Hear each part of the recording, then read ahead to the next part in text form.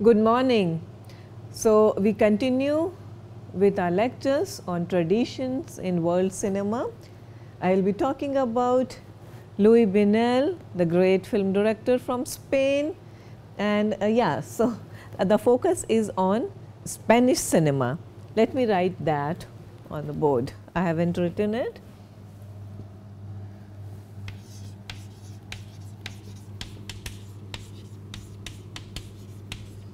We are going to talk about traditions in Spanish cinema. So, keywords would be Luis Buñuel, surrealism, which is a device, a theory. We will be talking about it. It is a literary concept and a term, and how people like Buñuel utilized it. We will also talk about Buñuel's collaboration with the great artist Salvador Dali, who was a supreme surrealist. We will later go on to talk about the new Spanish cinema, the contemporary greats in the world of Spanish cinema. Now, before I start, I would like you to watch this clipping. Now, due to copyright reasons, I won't be able to show you the exact or the complete scene, but please focus on the link, this particular link. It is a scene from Alfred Hitchcock's Spellbound, and it has a scene which is called Dreams Designed by Dali, Dreams Designed by Salvador Dali. So, while talking about Buñuel, we will also be talking about surrealism and Salvador Dali, therefore, the importance of this particular scene. So, please watch the scene and I will get back to it. I won't be able to show you the scene, but please do that on your own.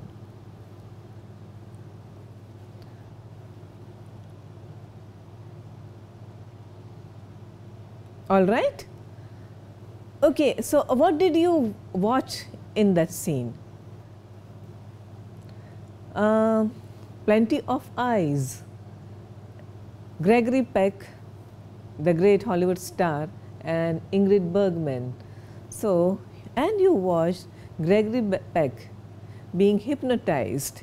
He is on a psychiatrist's couch, he is being hypnotized, and what does he see? Eyes all over, and this was a dream sequence designed by Salvador Dali. Notice his preoccupation with eyes, with human parts, bodies, and at certain times even the grotesqueness of bodies. What do eyes suggest? Is it the eye of the camera? Is it the human eye or eye of the subconscious? Okay. So, Spellbound was a movie that owed a lot to Hitchcock's or the studio's understanding of Freud's theory of psychoanalysis, and that is what the story is all about. And this is one aspect that Buñuel and Dali, the two modernists, were interested in. So, we have been talking about cinema as a modern art, and these were the modernists. Okay, so, psychoanalysis was a key element of this period, and this is what we are interested in. One of the earliest surrealistic films was The Seashell and the Clergyman. It was written by Antonin Artaud, the man who gave us the concept of theatre of the absurd, and directed by Germain Dulac, released in 1928.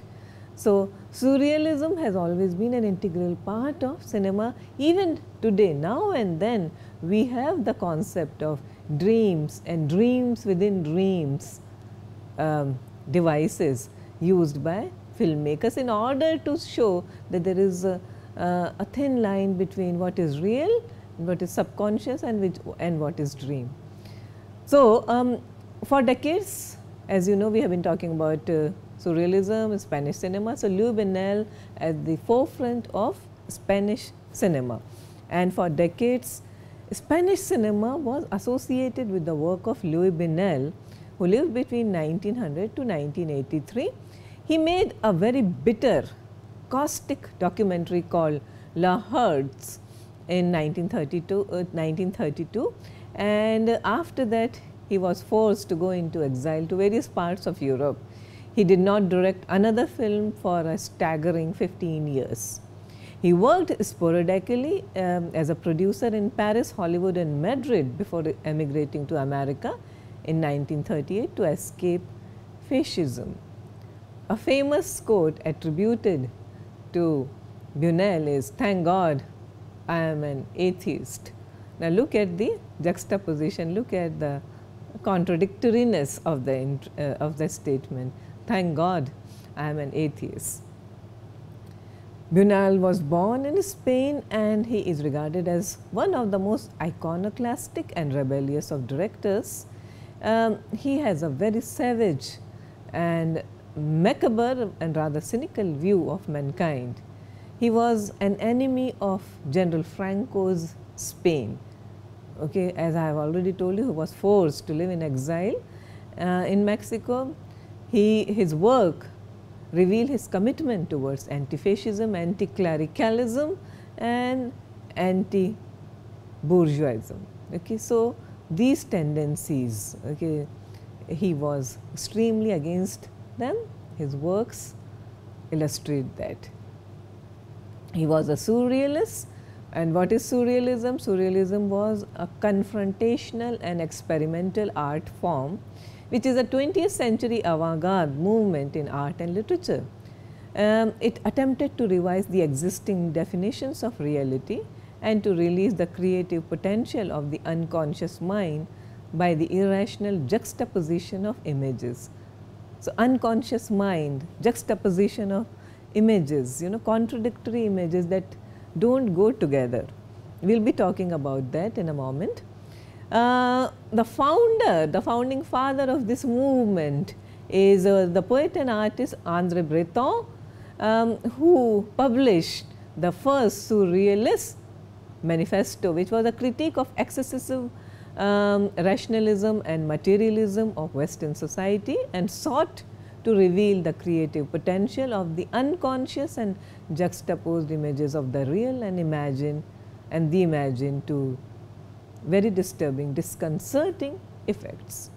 The Surrealists were concerned with creating the marvelous aspect of the human mind, and they juxtaposed unrelated words and objects were concerned with definition and perception of reality, what is real, what is unreal, what is subconscious, and were also preoccupied with the insights of the subconscious. Now, coming to Salvador Dali, who is one of the master artists of this period. Dali lived between 1904 and 1989 and collaborated with Louis Buñuel on films such as Ashiya and The Law. Now, this is a very famous, very well known movie. It was their attempt, Dali and Buñuel's attempt to explore subjectivity, the dream subjectivity as seen in dream states, and was concerned with subverting the logic of representation. Dali has also created an artistic work, a painting called Dream, caused by the flight of a bee around a pomegranate a second before awakening, which has symbols of fertility, Virgin Mary, resurrection. We have been talking about how anti-clerical and anti-fascist and how iconoclastic these people were. If you look at the painting, and I suggest you do it, it is a 1944 painting, and it will tell you how various images, contrasting images are juxtaposed here in order to reveal the workings of a subconscious or the unconscious.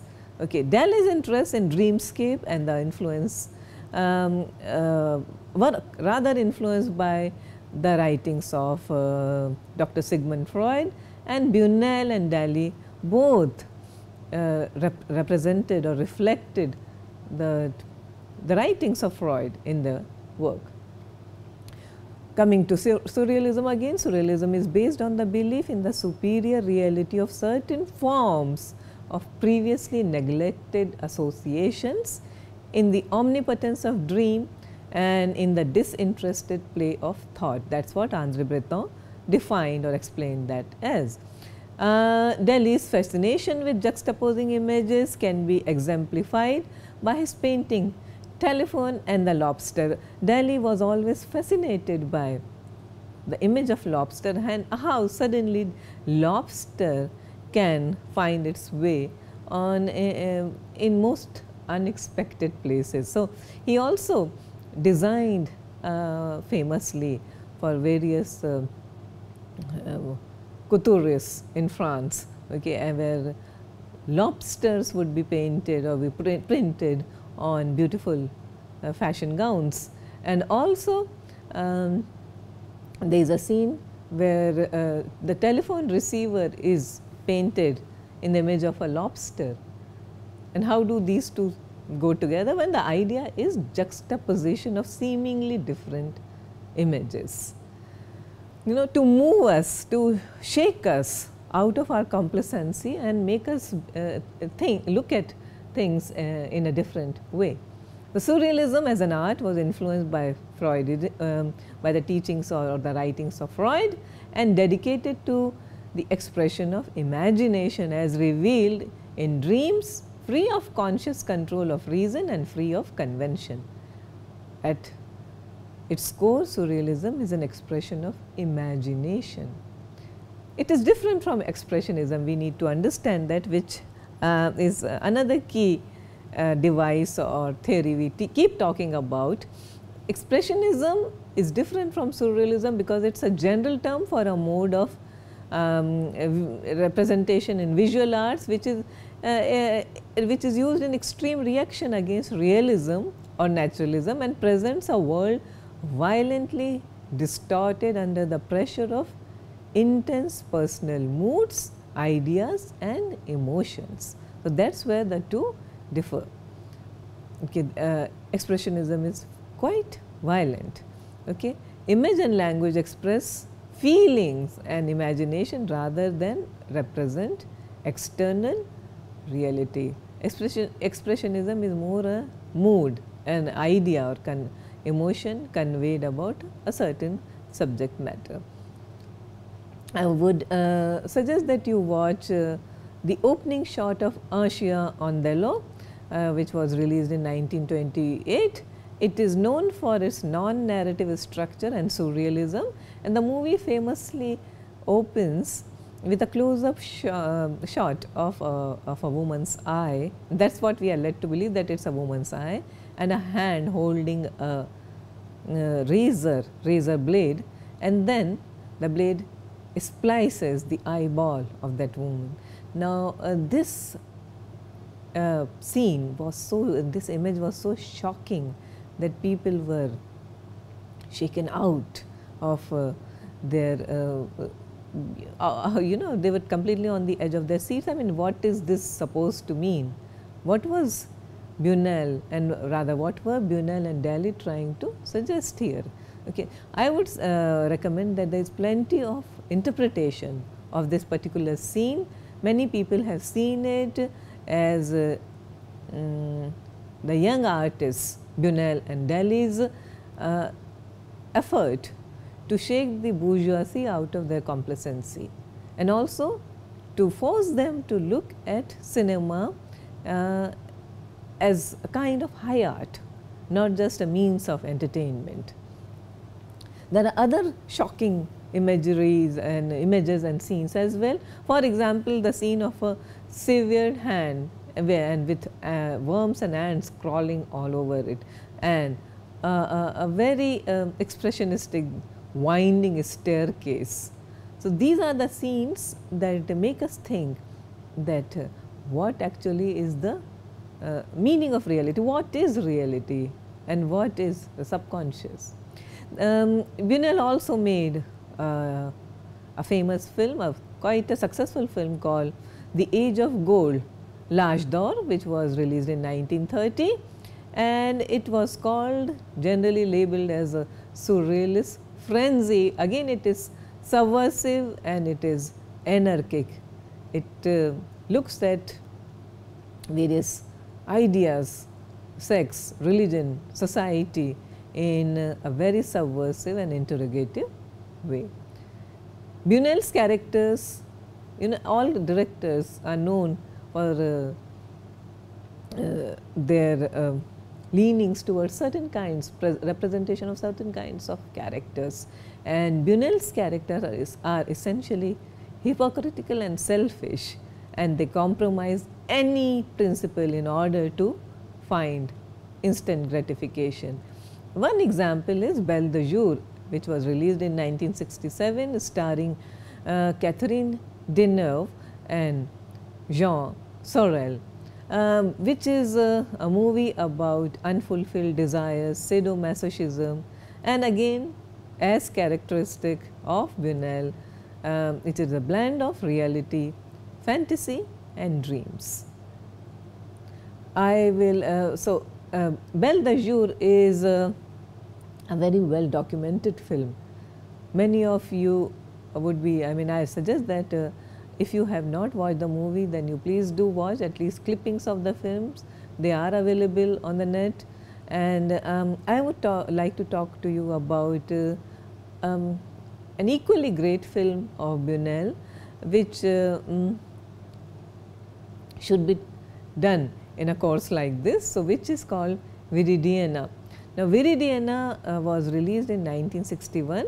It won several festival prizes and represented Buñuel's return to Spain after decades overseas. It's a story of a young girl, Viridiana, played by Silvia Pinal, who is she is a devout person, a devout Christian, a saintly character who attempts to lead a truly Christian life, and how she ends in disaster for herself and people around her. She is a young girl in the beginning, and she is about to enter a convent, but just before this she is advised by her mother to visit an elderly uncle who lives in the countryside. Now, on seeing the young girl, the uncle is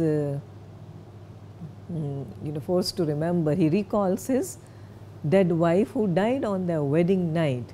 So, the uncle drugs her and puts her in the wedding gown of his deceased wife and tries to rape her. However, somehow that act does not take place, but later on we find that the uncle has hanged himself to his death using a jump rope. Now, Viridiana holds herself responsible. She is guilty, like a true Christian.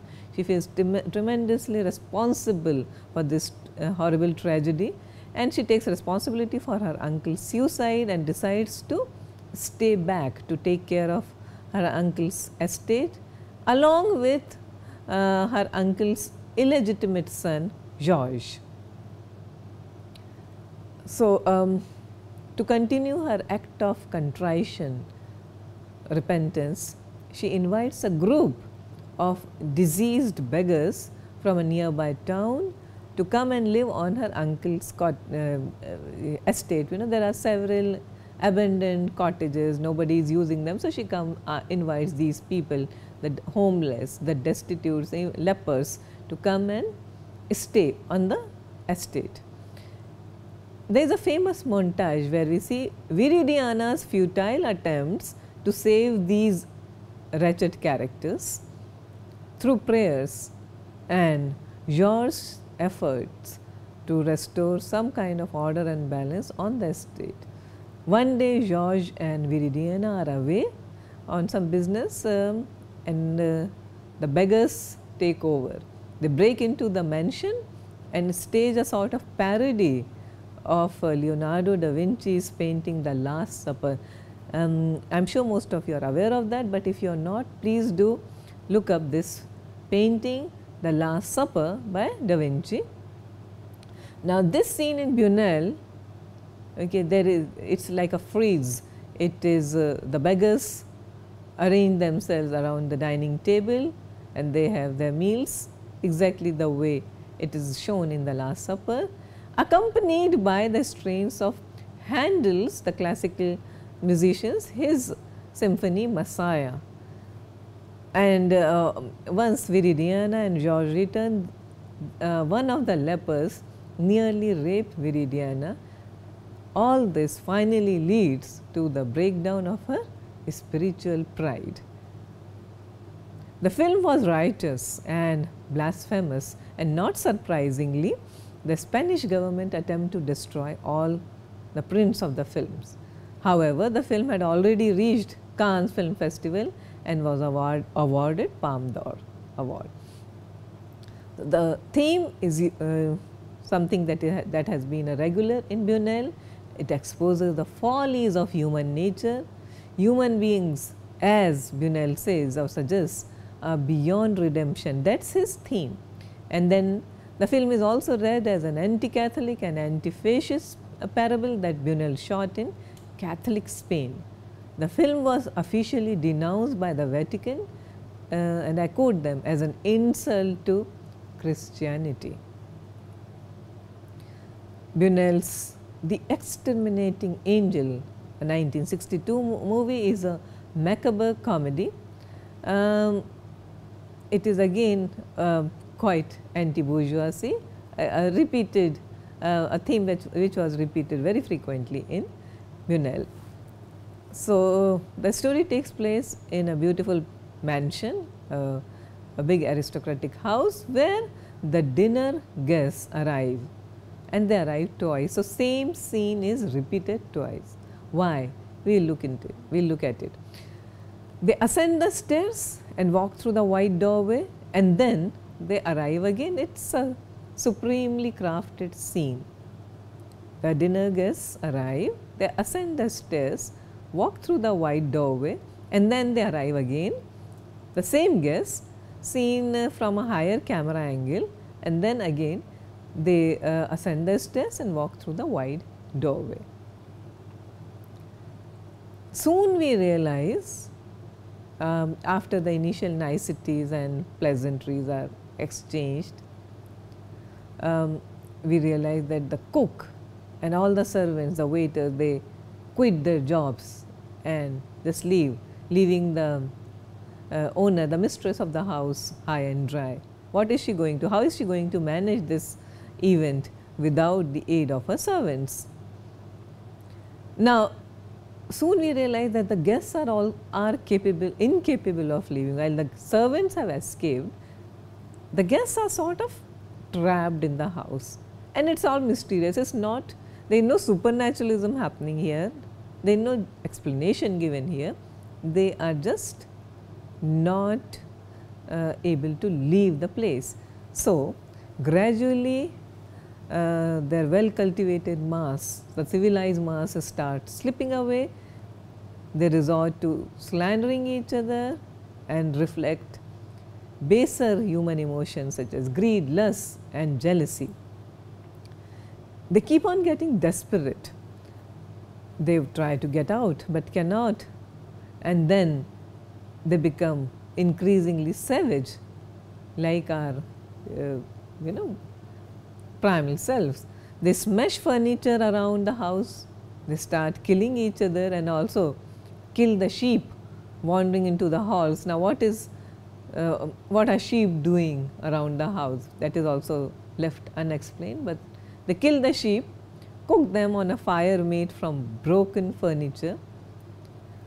We realize they cannot wash, they are filthy, they stink, there are no toilet facilities. And when an old man dies and two lovers commit suicide, these guests, these civilized guests, stuff the corpses into a closet for future use, and it's hinted that the supply of sheep has run out, and we know how they are going to sustain themselves now.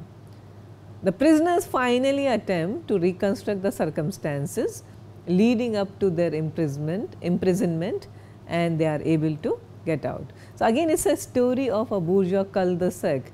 The upper class has reached a stagnation point, a dead end. There is no escaping for them.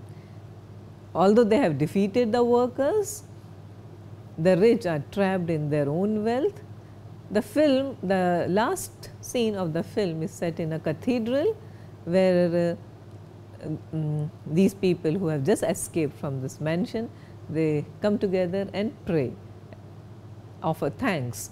However, the entire congregation finds itself unable to leave the church, and a flock of sheep suddenly enters the building, and that is the way the movie ends. So, again this is an example of Buñuel's scathing attack on the middle class, on the upper class of his society, of the Spanish world. A gentler approach, is still a satire, but a gentler approach to attacking the bourgeoisie is seen in Buñuel's The Discreet Charm of the Bourgeoisie in 1972. The film is a French language film starring Fernando Rey, who was a regular of Buñuel. Fernando Rey is also the character of a frog in William Friedkin's The French Connection. He is the man who smuggles drugs in America. So, you know, people would recall there were some kind of, you know, association. So, he was a star of international stature. It also starred Jean-Pierre Cassel and Stéphane Audran. It won the Oscar as Best Foreign Film, and it has screenplay by Jean-Claude Carrière. Now, why am I telling you these names? Because as students of film appreciation, it is important that you realize or that you come to appreciate these names. Okay, Jean-Claude Carrière is a phenomenal screenwriter. Some of you who may be interested in the art of screenwriting would know that he has penned several screenplays for many great films. Belle de Jour was also written by him, and so was The Unbearable Lightness of Being, which was made in the 1980s, late 1980s, starring Daniel Day-Lewis, and it is based on Milan Kundera's novel of the same name. Now, a brief background to The Discreet Charms of the Bourgeoisie. It was made at a time when social unrest globally was at its height. We had the Vietnam War, students' unrest, and forces of counterculture interrogating the Western society. This was also a period when the upper middle class, the bourgeoisie, was a fashionable target of disdain. I keep talking about Jack Nicholson's 5 Easy Pieces.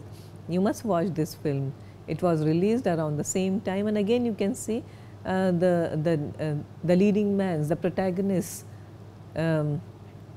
contemptuous attitude towards the upper class in which he is born. So, The Discreet Charms is considered as a worthy successor to The Exterminating Angel. Along the same lines, how bourgeoisie have reached a dead end cul-de-sac, but it is gentler in its satiric bite. It is a satire about the foibles and the follies of the privileged class. It is extended rather as is structured as an extended dream in the subconscious of Don Rafael, the ambassador to France from the Latin American country of Miranda, which is shown as a fascist military dictatorship. Don Rafael's dream, which includes the dreams of others and dreams within dreams, concerns the repeatedly frustrated attempts of 6 friends to dine together in a civilized way. So, food is a symbol. Now, see, in the Exterminating Angel, the guests were unable to escape. In The Discreet Charms of the Bourgeoisie, these 6 friends, charming, civilized, gentle friends, gentle in the sense that the ladies and gentlemen of high society, they are unable to sit down and have a civilized meal. There are repeated attempts to do so, but all the attempts are frustrated. Food becomes a major symbol. So, dinner is the central social ritual. Generally, we see in the upper class, food is displayed as a way of exhibiting one's good manners, taste, class and wealth, something that they can talk about, talk over. Okay. Again, So, using food as an imagery and satirizing the upper class. The movie, as I have already told you, it exists in a dream-like, it's structured in a dream-like state. It has multiple dreams and fantasies, and the distinction between the real and the unreal is questioned. Several scenes are repeated and with a good reason. So,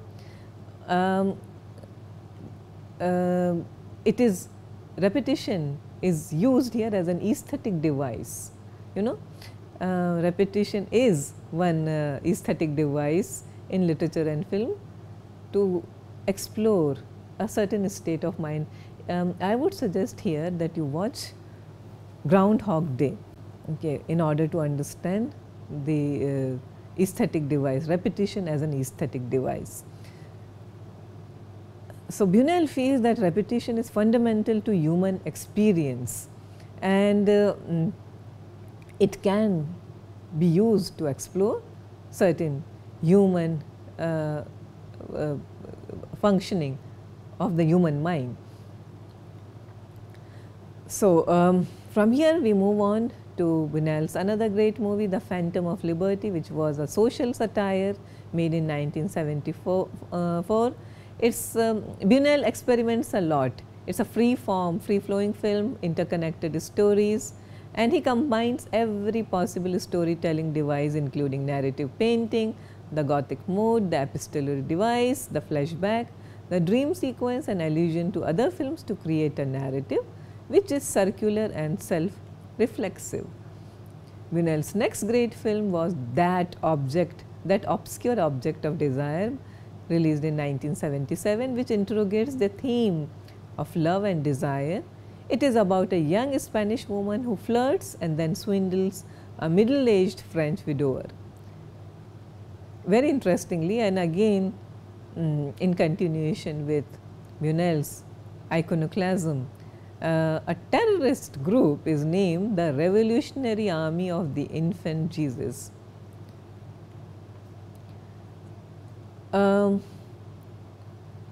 I have been talking about the self-reflexivity and circularity of narration in Buñuel's films. There is also much that can be said about his influence on younger filmmakers. Now, see, in Belle de Jour, there is a famous scene where Catherine Deneuve, who plays a prostitute by day, she opens a box which is given to her by one of her clients, and we never get to know what's in the box. So, this conceit was repeated famously by Tarantino in Pulp Fiction. John Travolta opens a box and we don't know what's in the box. Again, Coen brothers, Bart and Fink use the same idea. Bart and Fink in 91, there is a box but we do not know what it is. David Lynch's Mulholland Drive too resorts to this, what's in the box, and there is a key which is left up there, you know. It's up to us to find out what's in the box. So, when Buñuel was asked what's in the box in Belle de Jour, he nonchalantly answered, anything you want, okay, open-ended. So, beginning of you know, a modernist and a beginning of postmodernism. It's whatever you want to know, want there to be. Now, I have spoken at length about Buñuel, and to wind up this session, I would just quickly refer to the new Spanish cinema. One of the major filmmaker of this period is Guillermo del Toro. He is known for his Spanish language dark fantasy pieces such as the Gothic horror film The Devil's Backbone and a renowned movie Pan's Labyrinth. He has also made American action movies such as Blade Part 2 and Hellboy. His science fiction monster film Pacific Rim is also quite famous, and his most recent film is The Haunted Mission starring Ryan Gosling. One of the most important filmmaker on contemporary scene is Pedro Almodovar, again from Spain. He is known for his perverse and wildly funny films. He is one of the most well known Spanish directors without a doubt in recent times, and his great films are Kika, Matador, High Heels, Labyrinth of Passion, A Tame, Women on the Verge of a Nervous Breakdown, All About My Mother, which is also, it has echoes of a streetcar named Desire. Almodovar's cinema bears the stamp of Ingmar Bergman, Woody Allen, and also Fassbinder, the German filmmaker Rainer Werner Fassbinder. His unmistakable style ensures that he will be the most famous. He is indeed the most famous Spanish filmmaker next to Luis Buñuel. So, in conclusion, what do we realize? That Spanish cinema remains unique for its distinctive blend of darkness and surrealistic style. You watch films ranging from Buñuel cinema, and then you come down to films like Pan's Labyrinth, A Tame, and you find there is a distinct element of darkness and surrealism there. Okay, so extremely interesting things happening there in Spanish cinema. So, thank you very much. We meet for our next class.